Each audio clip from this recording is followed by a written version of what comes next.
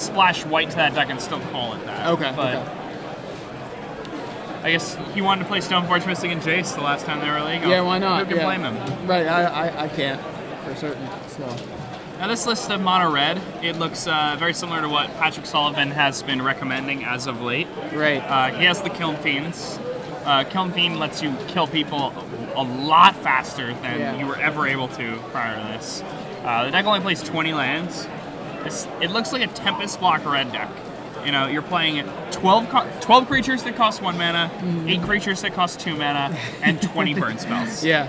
That's your deck. I love this. I love this. This is consistency at its finest, right? Oh, yeah. I mean, at its purest. So, there you see Ray with the mono red deck on the right, and Matt with the Bant Blade, I guess, version on the left. Matt is a Connecticut native. If you play in events in that area, you probably fear playing against him. Always at the top tables and the PDQs up there. And he leads with the Birds of Paradise. It's about as good of a start as you can get. Now it's really nice against, it's really nice in Matt's deck. It seems like he actually has an extra copy of Stoneforge. If his opponent goes turn 2 Stoneforge here, he can just tap 3 mana, play Metamorph, and Stoneforge himself. But Ray is not going to turn 2 Stoneforge now with a Mountain into Furnace Scamp. It's very unlikely. Yeah, Matt's got to be a little scared now. So, Lotus Cobra for Matt, Seachrome Coast, and the turn 2 Stoneforge Mystic for Matt. So that's a board for Matt. That is quite a board, yeah. Furnace Scamp. Ray could potentially blow Matt out of this game with a Forked Bolt, though. Oh, yeah. So, and he does have 4 copies in the main deck. But it's true that his number 1 priority right now, before he does any of that, is to deal with the Stoneforge Mystic. But he has to actually deal with the Stoneforge Mystic and the Cobra this turn. Otherwise, that Batterskull is going to be on the table next turn. Wow, he has to deal with both. Yeah, absolutely. So he has to have the Forked Bolt would be great. Burn spells. And Forked Bolt wouldn't even be good enough. Like an Arc Trail would be, but he's not playing that in the main deck. Huh.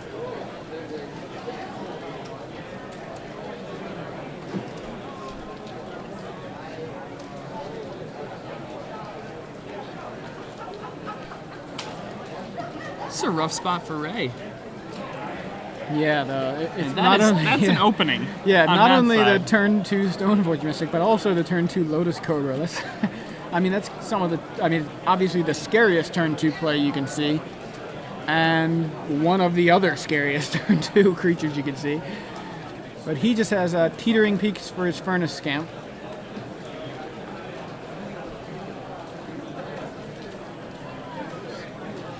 Yeah, so the Scamp's going to get in there for... I mean, he's probably going to sacrifice it now. Right. So it's going to get in there for a good amount of damage. Yeah, basically offering to trade it for one of 2 much better creatures right now. And Matt will not bite. Yeah, Matt doesn't want that, so... That was 6 damage just from a Furnace Scamp and a Teetering Peaks, and a Spike Shot Elder added to the side of the board, or to Ray's side of the board. So, unfortunately, looks like Batterskull is likely to hit the board. The Batterskull's coming down this turn, and that's going to make this game very, very difficult for Ray. Does he have anything main deck to deal with it? He does not. He has Dismembers. Yeah, but that just deals with the germ, you know? Yeah, then I mean, with the Cobra and the Bird, he can constantly bounce it back to his hand. Just replay it. If not, just equip it, you know? So, Matt adds a Fauna Shaman to the board, swings in with a Lotus Cobra, and trades for Ray's Spike Shot Elder. I like that trade. Yeah. I think it's good to offer the Cobra there because you almost definitely know you're going to get it. If I'm Ray, I think I take the damage because there's no reason for him to attack unless he thinks I'm going to block. Yeah. If I want that Lotus Cobra, I'm not going to attack with it, basically.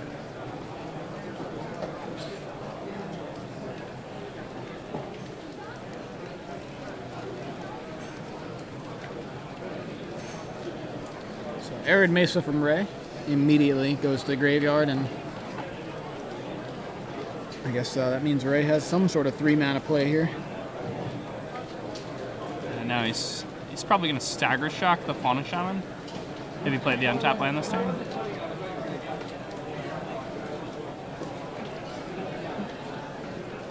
And it puts him in a pretty bad spot. Matt will bounce back up to 17 on his turn with that Batter Skull.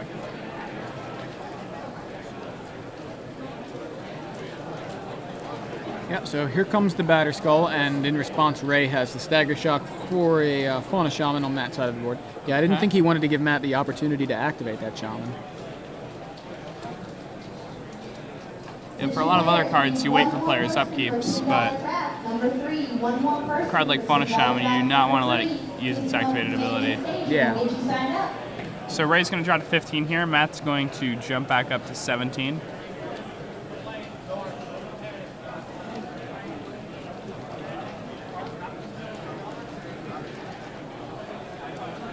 Now Matt can lean on this Batter Skull pretty hard, so there's not much that Ray can do about it. So the Stagger Shock rebounds into the Stoneforge Mystic. Seems about right. So the Stoneforge Mystic goes away. Yeah, now, the bird has done so much work this game. Ember Hauler Kiln Fiend from Ray. Yeah, the bird's really, really making an impact, actually. Strangely, it's just a Birds of Paradise, but it's still worth that, I mean, I still think it's worth the turn 1 burn spell. Turn 1 removal spell for the birds.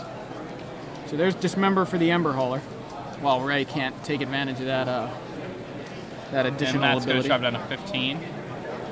The Birds of Paradise tap for black mana, so that's right. you didn't yeah. have to pay Didn't have all to the pay that life extra for it there. Very good against a mono red deck.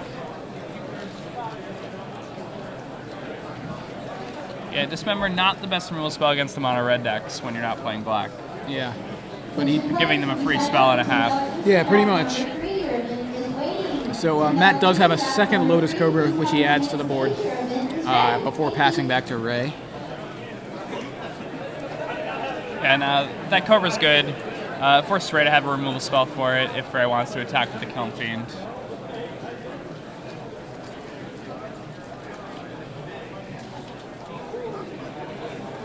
Ray's just in such a deep hole here, though.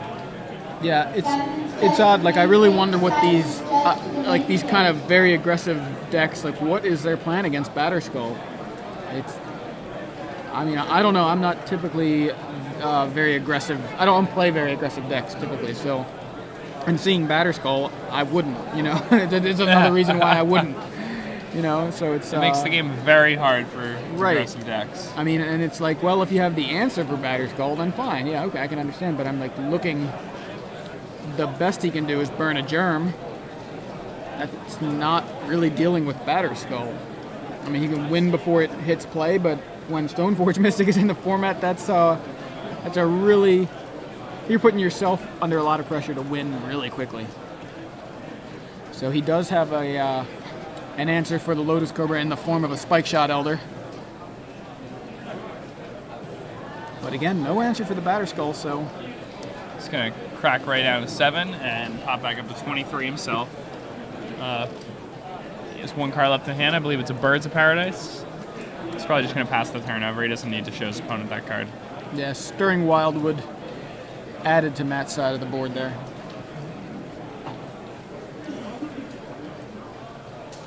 Looks like Ray has some Teetering Peaks in hand. I'm not sure what else he has. I guess, oh, that's a Forked Bolt. Better late than never, but I don't know how good that's going to be. Yeah, so Steven Schwartz to the main event stage. Your draft is waiting for you. So he Fork Bolts, starting the Bird and the Germ.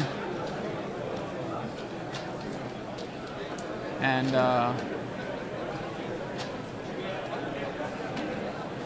activates the Spike Shot Elder to deal 3 damage to Matt. Matt's germ, I mean. The other 3 damage to the germ. Just with the help from Tearing Peaks there.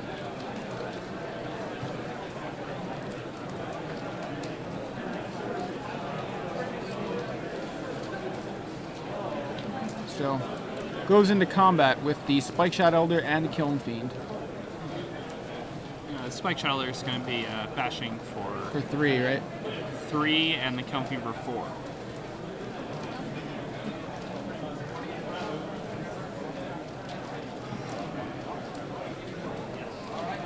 And Batterskull goes back to Matt's hand.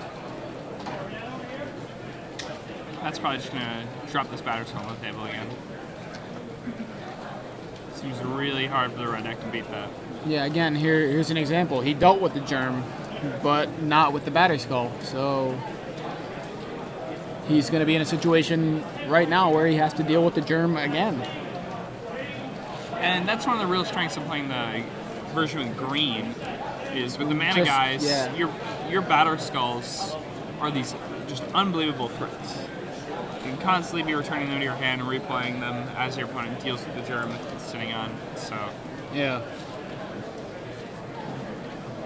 I mean, I think Matt's deck is definitely a better Batterskull deck than just about any other deck we've ever seen. That's a good point, yeah.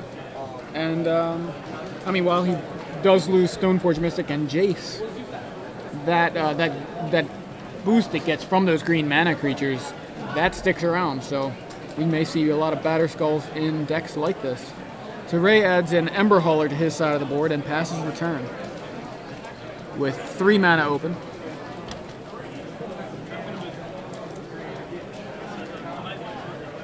All right. So Matt, I believe in his hand, has Island Bird's Lotus Cobra, I think. seems right. And Matt can just keep turning this thing. Yeah, not even turning it sideways. Oh yeah, I mean, it doesn't turn sideways. Shoots. Yeah, 2. he blocks and 13. uses Ember Hauler's ability to do 2 to Matt and deny him that life gain from the Batterskull.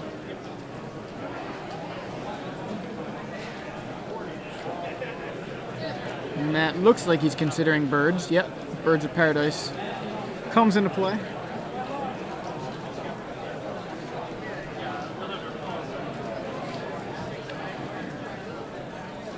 I noticed Ray's picked up a ton of free cards this game with his Spike Shot Elder, and it just doesn't matter.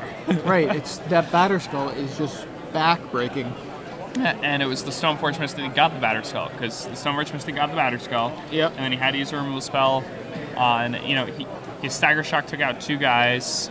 His Forked Bolt, with the help of his Elder, took out 2 guys. His Elder took out another additional guy along the way. Ray has really, really been doing well in the card war of this game. It's just that Matt drew a Stoneforge Mystic. And one Stoneforge Mystic winds back that entire clock. Yeah. And that Batterskull. That's a pretty telling sign that maybe the card should get banned. Well, Batterskull has blanked so many of those cards. That's the thing. With a burn deck, that's what Batterskull does. Just blanks so many burn spells. And obviously this is the match where it shines hardest. Oh, absolutely, yeah. Which is even more reason why I just wonder. I would love to hear the reason for a mono red deck to just not have any answer to Batterskull besides something like Dismember, which just really, again, answering the germ is not what I'm talking about. I know it can answer the germ, but can you answer the Batterskull, which is the important part?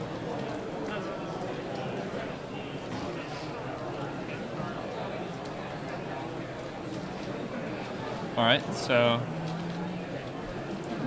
Matt's Batterskull gets dismembered. Is this going to give Ray an opportunity to deal with this board? Spike Shot shoots down the 1 blocker. Kiln Fiend gets in for... Just 4, I think? Yeah, I believe 4. Should put Matt down at 10.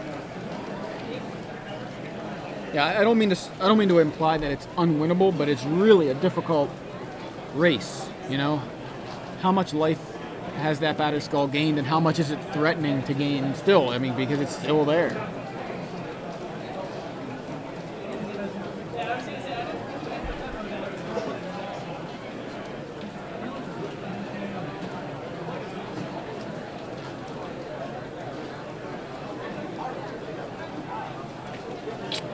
I think it's interesting here. I'm surprised Matt didn't just bounce that batter skull into his hand, end step, and then take his turn nonchalantly. Was it not still Ray's end step? Did he pass the turn? Because I didn't see Matt untap. I think it is still Ray's end step. Yeah. He's trying to decide whether or not it's worth it. Yeah.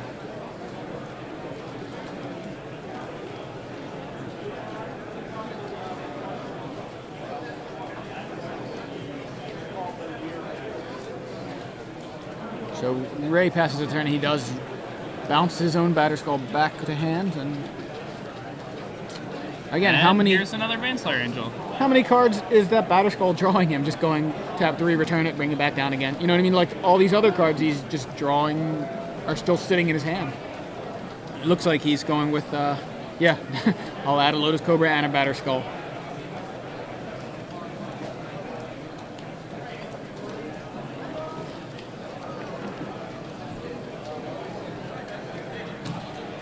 And it's like he has drawn a batter skull every turn, you know? Batter skull's just so absurd. It's a colorless Baneslayer Angel, and if it dies, you can just pay 3 mana and then you draw another one. Yeah. That's what I need. It's not.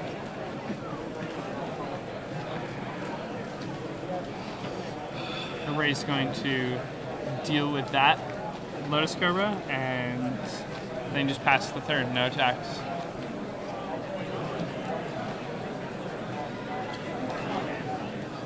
Matt's gonna attack with his germ, and Ray is going to be forced into a chump block here. Yeah, which is gonna undo last turn's attack with the Kiln Fiend. Unless he has an answer here. So he cracks a Scalding Tarn.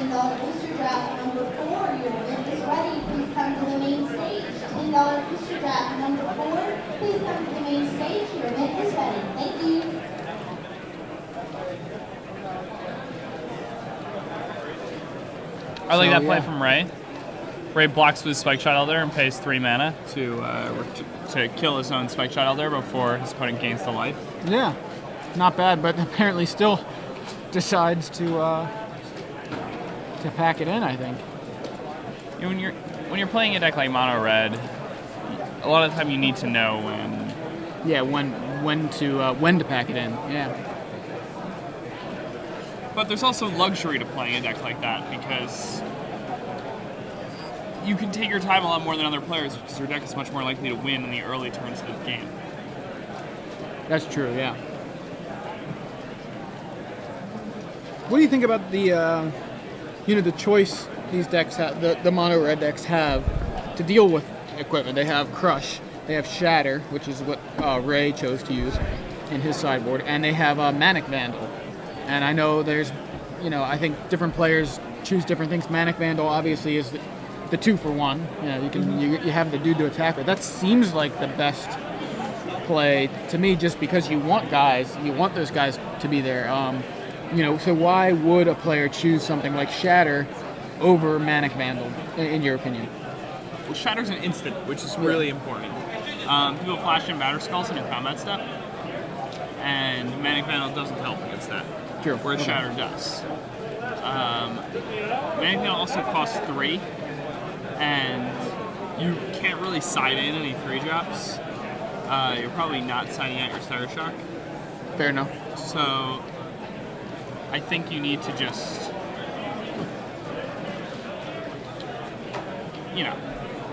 Yeah, I see. I just, it makes sense. I just kind of, I'm always curious, what the take on it is. Do you trade the ability to deal with a flashed-in Batter Skull for some extra damage later down the road when you have, an extra dude just to attack with? So I also like Shatter over Crush in a lot of ways too, because it kills Spellskite, and Spellskite is very much a problem for the red deck. That's true.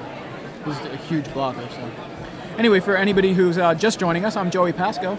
And I'm Jacob Van Lunen. We're here in Baltimore, my hometown here. I'm rocking the Ravens shirt here. We're at the the Star City Games Open Series. We are in round 4. Is that right? Yeah, we're in round 4 of 10. 10 rounds today, 450-ish players. Yeah, it is a long tournament. We're watching Ray Tautic versus Matt Beverly. Ray playing a mono red list, Sullivan mono red, and Matt playing a version of kind of like a Bant Blade list. And Matt took game 1 on the back of the batter skull. No surprise there, really. And that's how a lot of games go in this format. Yeah, and so we're discussing the advantages here of Shatter over something like Manic Vandal, because Ray has chosen to sideboard 3 Shatter, and now he's boarding in 3 Shatters, 4 of the red shrines, and 4 Flame Slashes. So Flame Slash is obviously great to deal with the germs, and other creatures, other problem creatures. He's playing against a green deck with Fauna Shamans. Right. You always want Flame Slash there. Yeah, so he's got that. The Shrine of Burning Rage. Now that was the shrine that people seem to think is the best. Now I can see why, especially in a mono red list. Any mono color list with its own shrine, it's going to shine there the best. But it's the red shrine kills people. Yeah, absolutely. The red shrine is worth so much. Put some stuff into play. Now, can you imagine, like in that last game? I think Matt was down to 10 life at one point. I mean, that a Shrine of Burning Rage that had been in play for a few turns may have been enough to kill him. Or at least, yeah, I mean, I've seen Shrine of Burning Rage just get up to very high numbers of counters very quickly. And if your deck is set up with cards like Kiln Fiend to really abuse that properly, then you can just start killing people left and right. Yeah. So what do we think Matt boards in here? Spellskite, excuse me. Spellskite's definitely coming in, and Celestial Purge and an extra Batter Skull. Yeah. Seems pretty obvious, really. And he may also bring in Nature's Claims. Just for fear of something like the Shrine, you mean? So, I mean, he knows his opponent has like the artifacts that he wants to deal with, and yes, he. Okay, we're getting a report that he did not board in the shrines, but he left those in the board, and he took out Stagger Shock and Ember Hauler to make room for those other cards he boarded, and he leads with a turn 1 Scalding Tarn into a Mountain into a Furnace Scamp, and Matt has the turn 1 Birds for the second game in a row. And now Ray's probably going to play a removal spell on this Birds right away if he has one. Offers to trade the Scamp for the Birds. Not really a good trade for Matt. He chooses not to play Goblin Guide. This going to be interesting. He must want to burn that Birds, I guess. Looks like he's going to bolt the Bird. No, Flame Slash the Bird. That's pretty good too.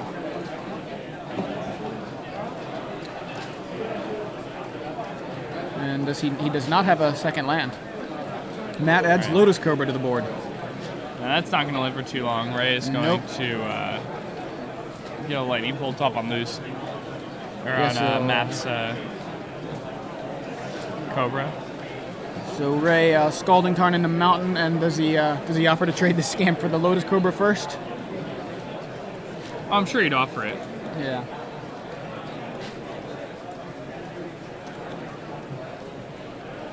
Taps 2 for a Searing Blaze. That's going to drop Matt down to 16. Yeah, and now 15, if not more. Looks like just 15. He declined to sack the Scamp. Passes back to Matt. All right, so another Cobra comes down, a land, it's a fetch land, he cracks it. We expect a Fauna Shaman here. Does that sound right to you? Yeah, I do see one in hand, and gets a Forest.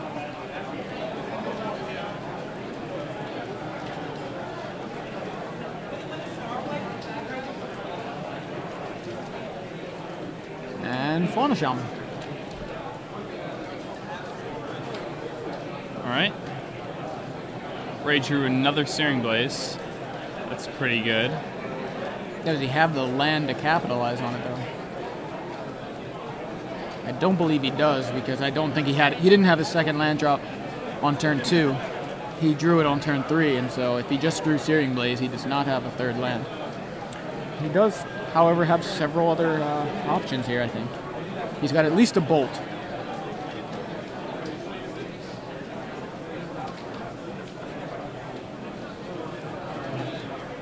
So he goes with a Goblin Guide. Swing with the Guide. Gives Matt an island off at the top of the deck.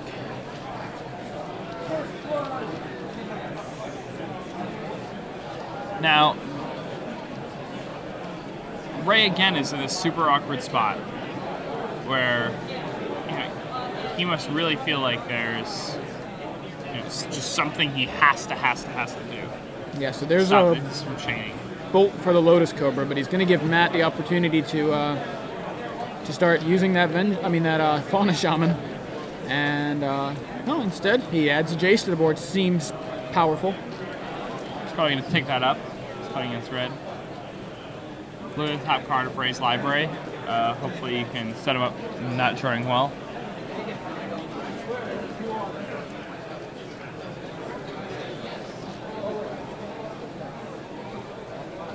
Ray says, bounce my Furnace Scamp.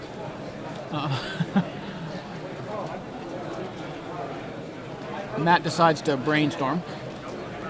I like a brainstorm. Yeah, definitely, because he can get value off of that Goblin Guide for sure. He's got plenty of lands in hand there, so.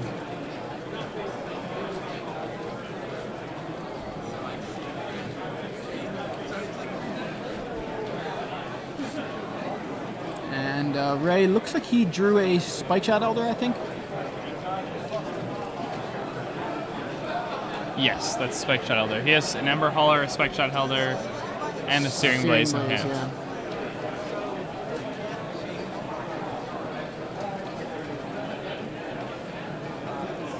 None of which are really that great right now. I mean, he wants to deal with that Fauna Shaman, but he really has no way of doing it. He can certainly, swing at Jace. He's gonna, have your Stirring Wildwood off the top there for Matt, off of the Goblin Guide. He's gonna deal with the Fauna Shaman with that Searing Blaze. Scamp dies. Flex Searing Scamp Blaze is for one on your Shaman, and then kill Jace. So that was actually a pretty good play for Ray. They put him in a really full good value spot. out of the Searing Blaze, but for what he was doing, he traded a Scamp and a Searing Blaze for a Jace and a Fauna Shaman. That's a good trade. Also got in for 2 with the Goblin Guide. And Batter Skull for Matt. All right, Matt's got to have another guide, right? Go to the Shatter. The way you set this game up. There's the Shatter off the top. All right. Now that is the answer that you want for Batter Skull. That's how you want to deal with it. Ray may have turned this game just having that Shatter available.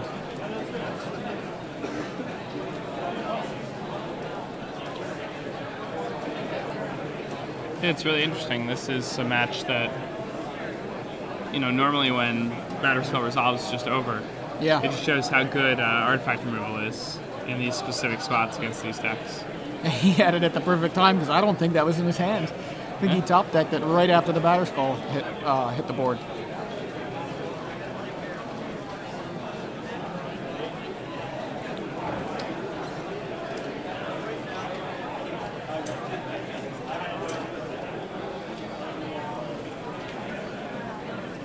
Matt goes ahead and casts a Fauna Shaman and a Vengevine.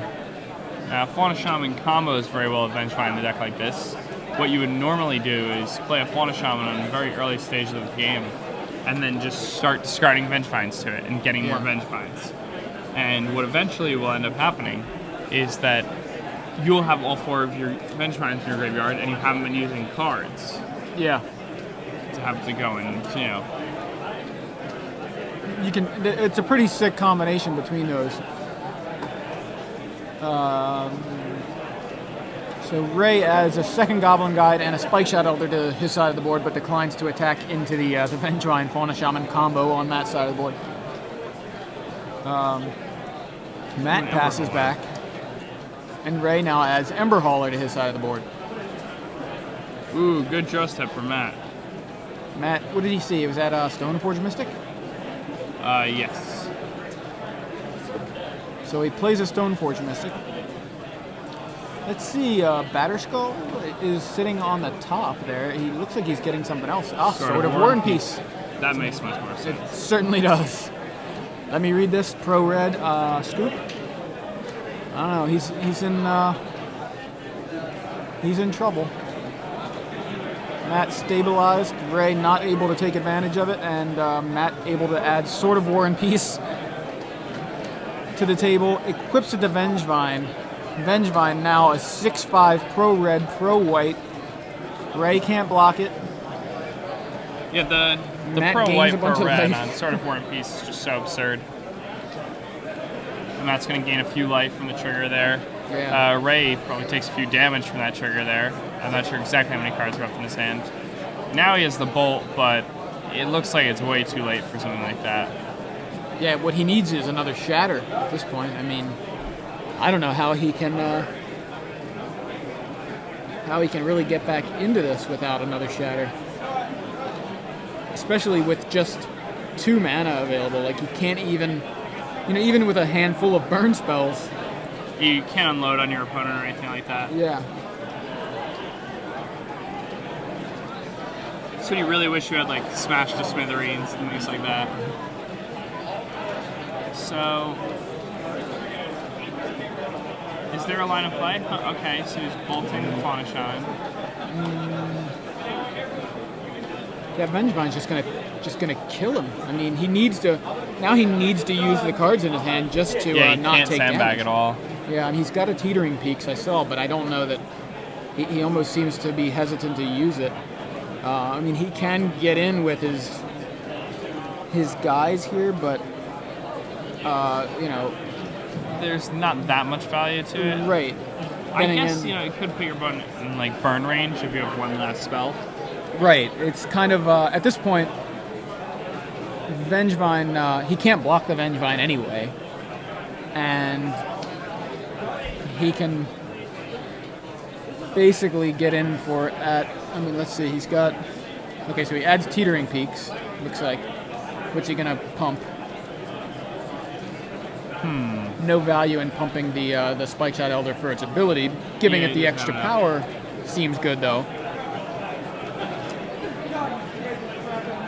I mean, he's probably just gonna pump the Spike Shot Elder. That way he can crack with everybody. Right, and that way he guarantees killing the Stoneforge Mystic. Yeah, his opponent almost certainly trade.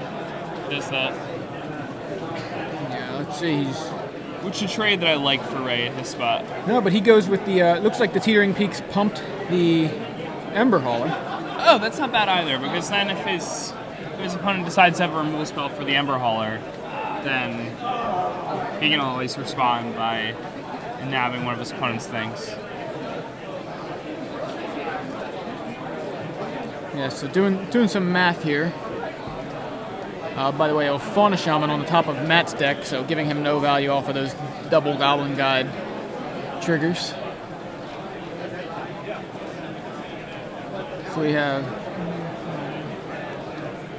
I mean, 9 damage in the red zone, but yeah. Now, the Stoneforge soaks up 4 of it. Yeah. So Ray gets in for 5. 4, 5. Yeah. The first thing Matt's going to do is attack with this sorted up Vengevine.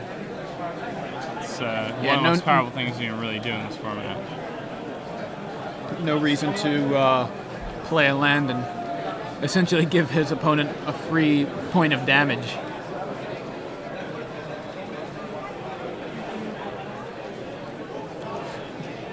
Yeah, it does still say Pro Red on it, unfortunately.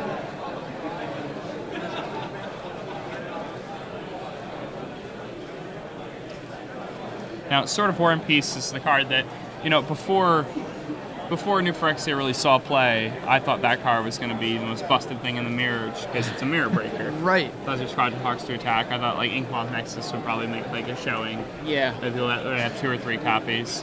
And it's shown itself to be more of like an endgame trick. Like, at the beginning of the game, Batterskull is so powerful that you didn't know you live and die by Batterskull. So Vengevine indeed crashes over, hits Ray for another 6 and potential, was it 7, I guess? I don't know how many cards were in Ray's hand there. Looks like maybe 1, or was that his draw step? But did he manage to empty his hand that turn? Didn't happen to notice that. I think it was straw step. Okay, so he did empty his hand there. Matt goes back up to 9 from the sword ability, so Ray back to the math. I don't know what he drew. He decided not to show us there. So, what he's looking at now is... Alright, so the most he can block Alpha is Strike. 2 power. Activate Stirring Wildwood. So he's got 2 blockers to soak up some damage here. Goblin Guide number 1 gives an island. Goblin Guide number 2 shows a Vengevine on top of Matt's library.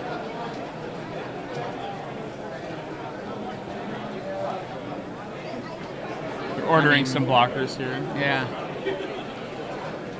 Wildwood blocks Goblin Guide number 1. Shaman blocks Goblin Guide number 2. Take 4. Yeah, now he's driving a 5 here, right? Yeah. And then, isn't his opponent just dead on board? Yeah. Yeah. Forked Bolt, not good enough. That's the thing is, he kind of just leaned on those batter skulls. And that's what Callblade can do in these types of matchups. Well, in this case, it wasn't the batter skull, though. It was the sword, but, you know... Oh, yeah, but I mean... Still need an answer to the equipment, right? I mean... But the batter skull was still incredibly strong in that game. The 4 life won in that game. He was... Well, did he gain any life? I thought the batter skull came down and it was immediately shattered. Wasn't it? Then he had sort of War and Peace. He never got the second batter skull. Oh, you're right. Okay. Right. So he didn't gain any life off of batter skull, but he but it soaked up the shatter, which soaked up the opened shatter, up. which opened up the way for Yeah, the exactly. sword. So that was a really interesting deck, the Bent deck. The mana creatures are really powerful with equipment, things like that. So that's something we might see more of once Stoneforge is gone. Because you no longer have this way to cheat it into play, and you kind of need to get a little more creative with how you're going to try to get that equipment into play and equip the guys. Cards like Grand Architect are very good at doing that. Oh yeah. He can, Soul Ring out your equipment, and then you can just tap him and put anything anywhere. Right. Pure Steel Paladin obviously does it extraordinarily well. But if somebody wanted to build a deck that had some redundancy, they could use both cards. Absolutely, yeah. I've seen Argentum armor as a one-of in some of the Pure Steel Paladin lists. That's pretty disgusting when you can equip it for free. Oh, yeah.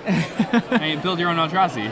Yeah, pretty much. I mean, it's kind of like the new Eldrazi conscription, right? In a way. It's hard, though. People are going to have to do some work if they want to actually equip that thing. And if you have the Pure Steel Paladin in play anyway, you're probably winning.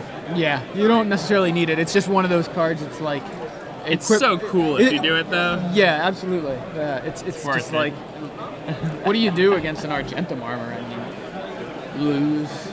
Well, you have the shatter, you're good. It's always the worst when your opponent turn 1 Argentum armors you or turn 2 Argentum armors you. Yeah, that's one of the things that could accurately be described as the worst. It's just not fun. What was it? Flores said the worst was what? Splinter Twin on an Inferno Titan? That's pretty bad too. Really, really strong interactions in Standard right now. And some of the most powerful cards that have ever been legal at the same time as each other.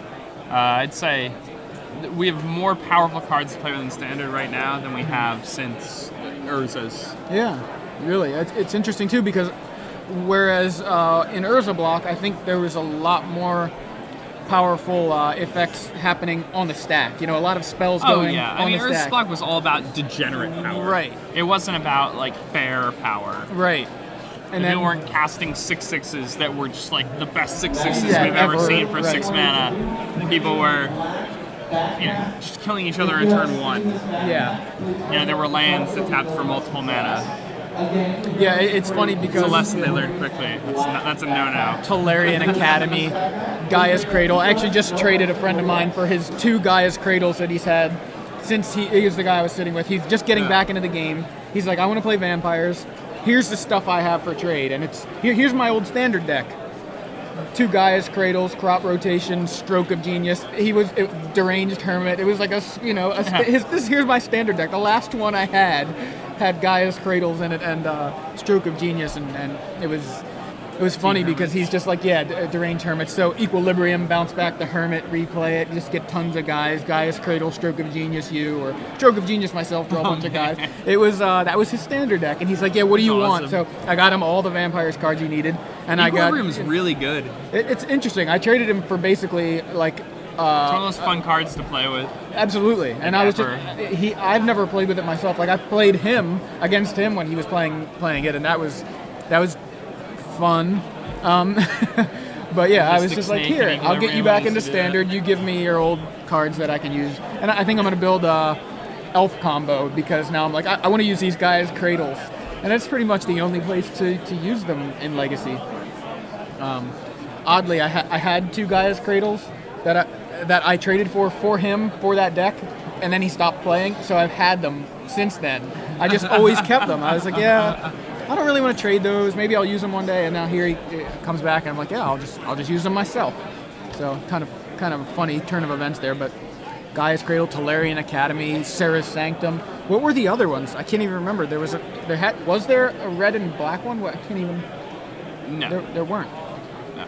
So hand those over to Jeremy. Okay, we got it. Runner can do it. Cool. Thanks, Ben. It was the Sarah's Sanctum though. Still. That was absurd. Yeah, I mean. Like in the Enchantress decks. Right. Sees play, and Academy is obviously just the most broken card. Yeah, I still have an old standard deck built with that. Yeah, I love that. I mean, I had a standard deck at the time when Academy was legal, and I just kept it together. I was just like, I don't really want to take this apart, so I'll just keep the whole deck together. So I still have it, just That's awesome. just to play with old standard decks. I don't know, like I feel.